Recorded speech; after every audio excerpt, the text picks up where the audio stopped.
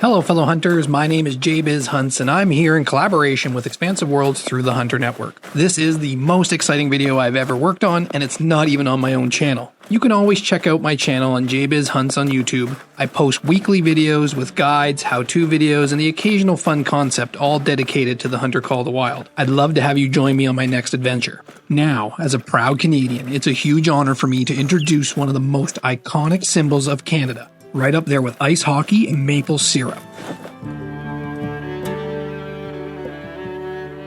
The North American beaver, and it's coming to Askey Ridge Hunting Preserve in beautiful Alberta, Canada. That's right, you heard correctly, and all the hype is true. The beaver's finally here. And now at long last, we get to exact our revenge on the largest rodent in North America. The same one that's been toppling trees and sabotaging our hunting structures for years. Officially named the national symbol of Canada in 1975, the beaver is more than just a dam builder. It's a key new species you'll be hunting right here on Askey Ridge. So join me as we head deep into the wilds of Alberta to get a closer look at one of the most highly anticipated additions to the hunter call of the wild. The adventure to discover the beaver begins at the starting outpost, which overlooks a stunning turquoise lake. It's a beautiful sight, and take it from me who has lived in Alberta, this lake looks incredibly true to form. But after glassing the area, there were no signs of beaver activity, and at this higher elevation, the forest is mostly made of coniferous trees like firs and pines, and since beavers prefer deciduous trees like birch and willows, this wasn't the ideal habitat to find them at anyways. So with my tents packed and my Ranger 243 loaded and my trusty bloodhound by my side, I'm going to head south, looking for a river. Growing up in Canada, I'm pretty familiar with beaver behavior, and my instincts tell me to head south, find flowing water and some wetlands, because that's where these busy builders make their home. After hiking south for a few hours, I finally find what I've been looking for, a winding river that I can follow, one that might just lead me closer to my goal of studying and eventually harvesting a beaver. Here's a quick rundown on North American beavers. They've got stocky bodies with fur ranging from yellow-brown to nearly black, and they're instantly recognizable thanks to their broad, flat, scaly tails. Their webbed rear feet make them powerful swimmers, while their nimble front paws are perfect for grabbing sticks, digging, and shaping their surroundings. They walk on all 5 digits, are incredibly well adapted to both land and water, and live in tight-knit family groups called colonies. Fellow hunters, keep an eye out for signs that you may be in beaver territory. Things like felled trees, specifically hardwood, backed up water that doesn't look like it's naturally caused by a river, and gnawed, chewed tree trunks. These are nature's clues that there are beavers in the area. Sure enough, my hunch pays off. As I follow the river, the water starts getting shallower. There are signs everywhere. I spot what looks like a secondary dam. Beavers are highly sensitive to changes in water flow and sound. If a dam breaks or water levels drop, they respond fast. The sound of running water actually triggers a strong instinct to repair or rebuild. It's wild. I push forward and just ahead, I see it. A fresh, sturdy main dam.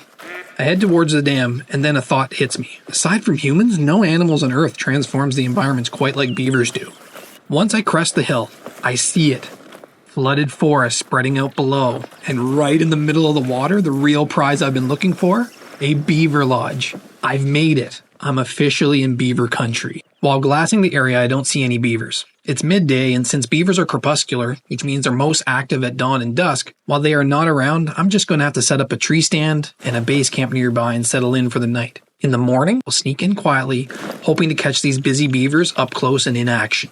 Fellow hunters, I'm genuinely blown away. I've been adventuring in Call of the Wild for nearly a decade, and now we've got an entirely new hunting experience. I've been watching these beavers work for a couple of hours, and we have a brand new way to hunt in the game. Gather zone hunting. That's right, these guys are the first animals in the hunter Call of the Wild to truly interact with their environment in real time. It's a brand new mechanic, and honestly, it's amazing. Throughout my exploration of Askey Ridge, I came across several colonies. And here's the trick. Look for birch trees. Beavers love birch. They feed on it constantly. You know the saying, where there's smoke, there's fire? In this case, where there's birch, there's beavers. They actually gather sticks from the nearby area, carrying them into the water, and they dive down to stash them at the bottom of the water.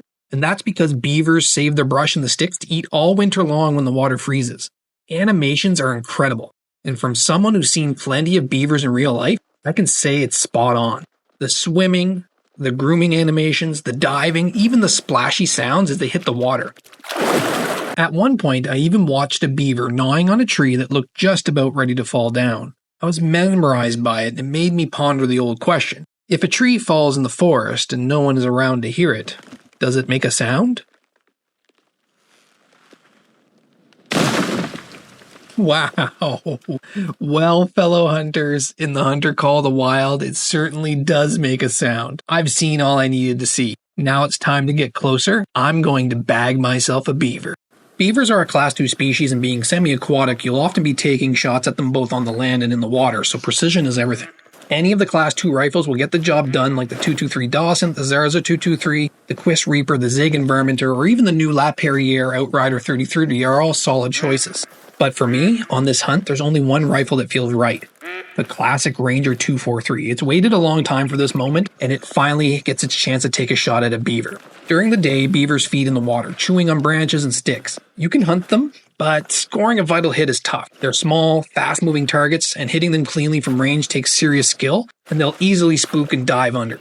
So, I decided to wait for their gathering time in the early morning, sneaking in quietly while they're hard at work. With a bit of luck, they won't notice me, and I'll bag my first beaver. I crept in slowly toward the area where I've seen them the past few days gathering sticks. And sure enough, there they were, hard at work. A quick word of warning to my fellow hunters. Beavers have sharp senses. Their eyesight is strong, their hearing is acute, and their sense of smell is no joke. They'll spook fast, darting for the water, diving for safety the moment they detect danger. I move into range, but I nearly blew it. I made too much noise and startled the colony. I should have listened to my own advice. Then something unexpected happened. One of the beavers stood up on its hind legs, scanning the area just like a black bear would. I didn't expect that behavior, but it gave me an opening. Next time she stands, I'll steady the Ranger 243 and take the shot.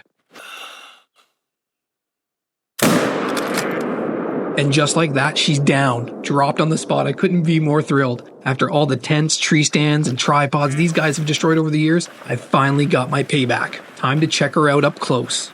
Wow, just look at her. The detail on the fur and the detail that went into the modeling is just incredible. I'm truly impressed. It's like you can see every blade of hair. And you can see each scale on their flat tails. Look at the attention to detail put into their webbed rear paws and the digitated front paws. You can really see the difference between them. She looks so lifelike. Like, look at the tail. It's like true to life, especially with the scaling on the tail. Expansive World's outdone themselves with the beaver. I'm truly impressed. As someone who's played this game since console release, I have to say the beavers have far exceeded my expectations when it comes to both design and gameplay. The new Gather Zone system is totally game-changing. Watching them carry sticks in their mouths and actually get to work is incredible. From the splashing and the diving sounds to the grooming animations, the way they gnaw on trees, and heck, the way that the trees actually fall now in the game, and how they interact with their total surroundings, it's just next-level immersion. And the level of detail in their design, from their tiny toes to their iconic tails, it's shockingly lifelike. I'm confident all you fellow hunters are going to be just as impressed as I am. So, for those brave hunters ready to explore the wilds of Alberta, head out to Askie Ridge, grab your favorite Class 2 rifle, follow a river, and see where it leads. Because it might just guide you to an adventure of a lifetime as you track your first North American beaver. Askie Ridge Alberta Hunting Preserve launches on all platforms on June 17th. A massive thank you to Expansive Worlds once again. I had an absolute blast creating this video for you and for my fellow hunters. If you enjoyed it, I'd love for you to check out more of my content over on my YouTube channel, JBiz Hunts. And don't forget, subscribe to Expansive Worlds' YouTube channel and follow them on social media so you never miss a beat when it comes to the Hunter Call of the Wild. And as always, fellow hunters, happy hunting.